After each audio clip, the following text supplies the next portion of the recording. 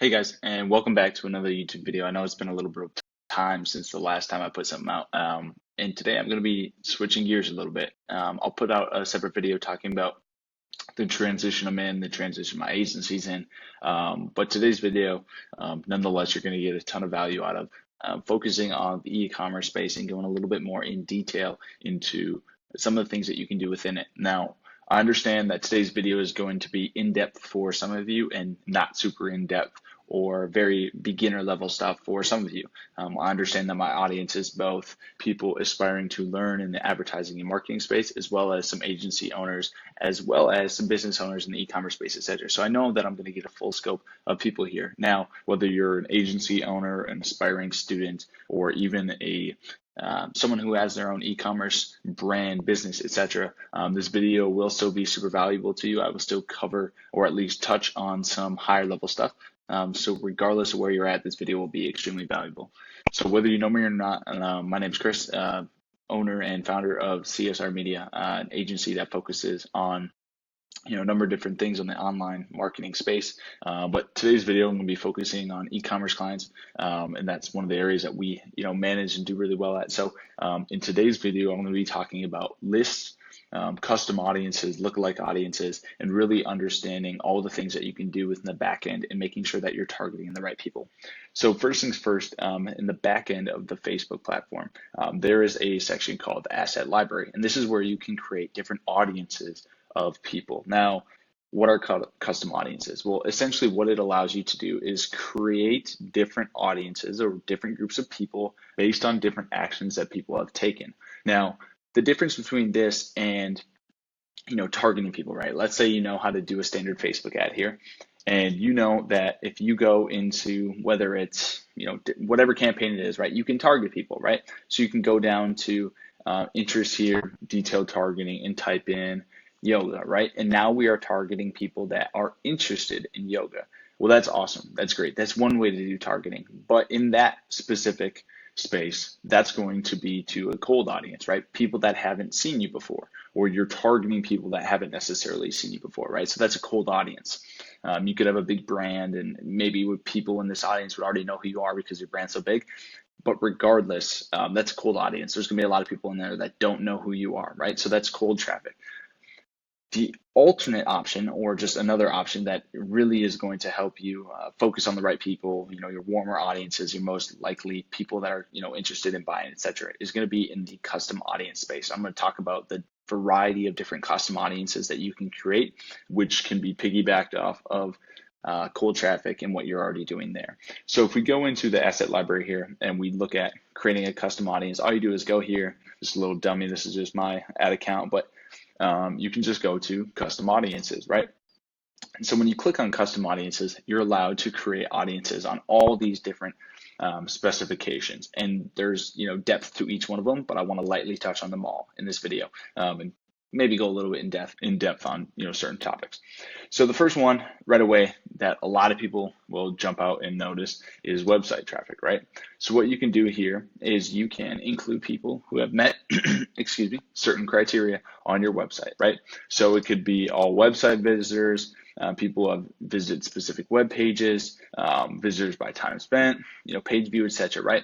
Now, for this specific pixel, it is not an e-commerce Shopify website, right? So along here, if you do have a Shopify website, if you do have an e-commerce business, you'll see other specifications under events here. So you'll see initiate checkout, you'll see view content, you'll see purchase, you'll see add to cart. Those will all be specific events that you can create audiences around as well. So basically what you're doing is taking all the people that are in the, that came to your website, and you can break them down into specific pockets of people, right? So you can just specifically grab the people that have initiated checkout in the past 30 days. Now you can change this number. I believe that you can go up to 365. I don't know if you can go beyond that. So 180 is the max that you can go up to, right?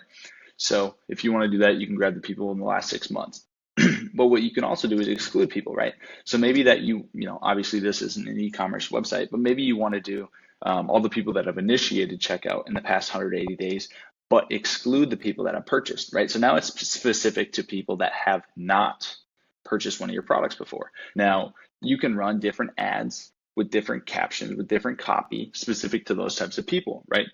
They have shown interest, immense interest in your product. They've initiated checkout, started the checkout process, but have never purchased from you, right? So you're going to talk to them different than someone who has already purchased from you in the past, right? You just have a little different relationship with that customer. So as you can see here, there's a bunch of different things that you can do within the website traffic. You can name your audience, and then what you do is once you create that audience, it'll populate for you. So if we went ahead and did this, right? Test. How I would probably do that is website visitors 180D EXC, and then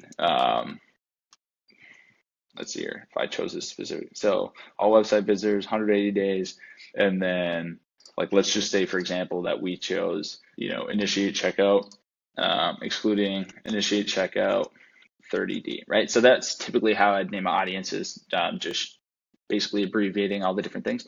So now I click create audience, and what you'll see here is it'll populate that for you. So all of a sudden now you have this audience. Right now it's populating right now, it's ready to go, etc. because I have such a small data on my website. So it doesn't take long to populate, but depending on the size of your brand, depending on the size of your audiences, etc., it can take up to 30 minutes to populate that audience for you, and then you can just go ahead and use it for your ads.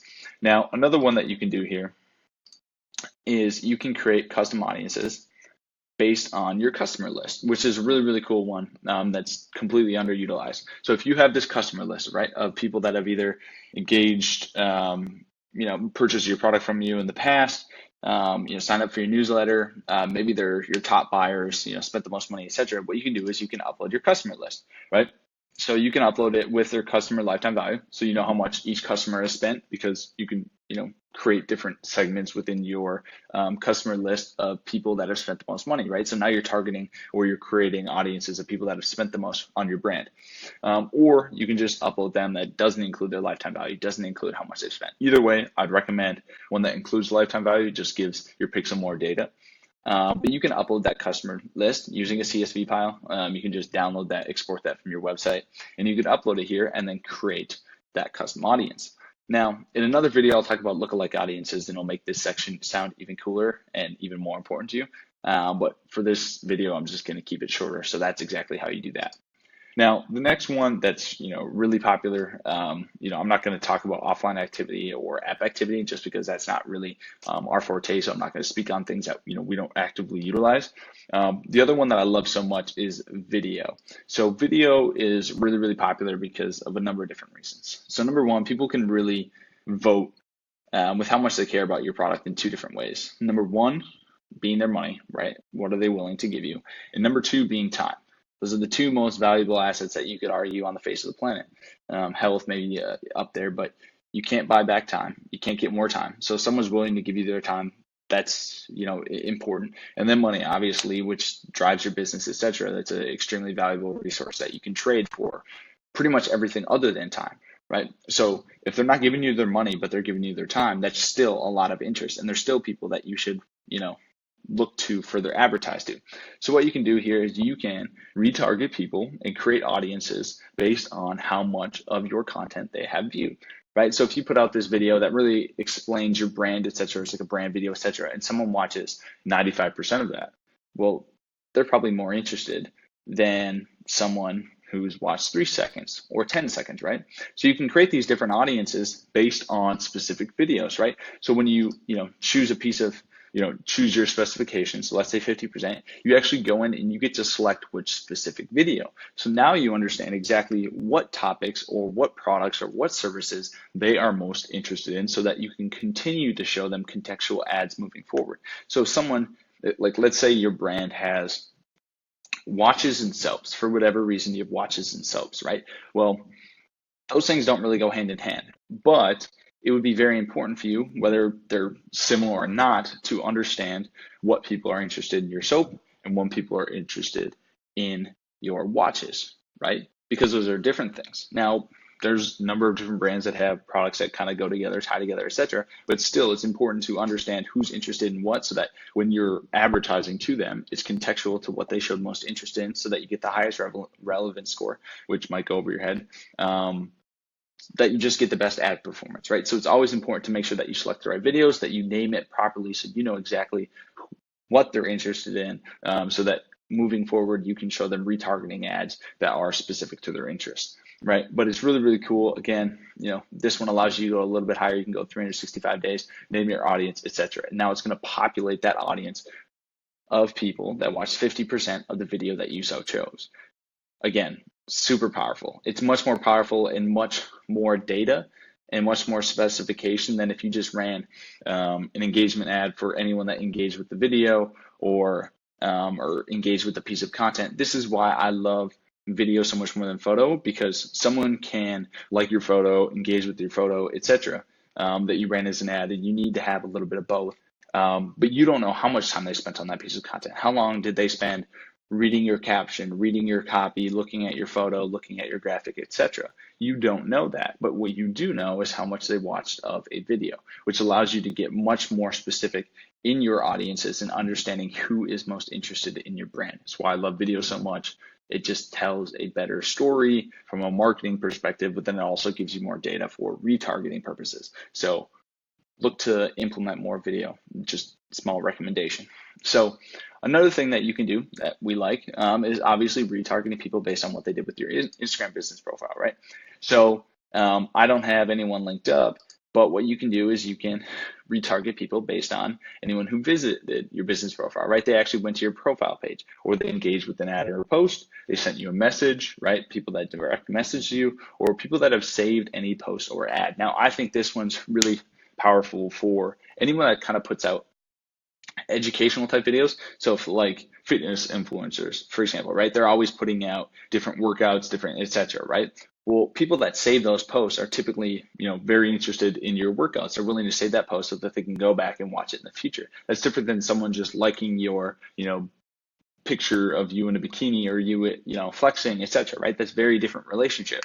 So all the people that have saved your post, that liked the content that you put out, whether it be educational, offers, etc., whatever it may be, those are people that are much more interested or show more interest, took another step forward towards your brand than someone who just liked, engaged, etc., right? So again, you can create all these different audiences based on different timelines, name your audience, and now you have a whole new pool of people that you know exactly what they did and you know how to advertise them because of the conversation that you've had with them thus far. So the last one, and again, there's other ones here, like lead forms, that'd be more for brick and mortar, gyms, etc., stuff like that. And, depending on your product, you might need lead forms. Maybe you have a higher ticket product or a service, etc. So you're running different lead ads, etc. But if you're in the e-commerce space, probably not at all. Again, there's obviously some outliers in that space. But the next one being your Facebook page, right? So you can select a page here. This is actually a client. But anyways, you can go ahead and look at people who have engaged with your page, engaged with the post, clicked on any call to action button, sent you a message, save your post, etc., right? So that allows you, again, to target people based on different actions. And again, you always have the option to exclude, include, etc.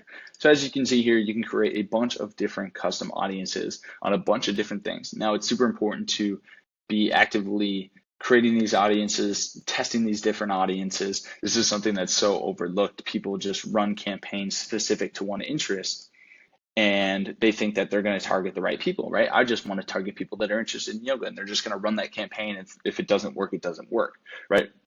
Retargeting is crucial to anyone who knows anything about advertising. Converting on cold traffic is going to be significantly lower than warm, hot traffic, etc. Basically, the more they've seen your brand, the higher likelihood that they're going to buy. And that's just how things work, right?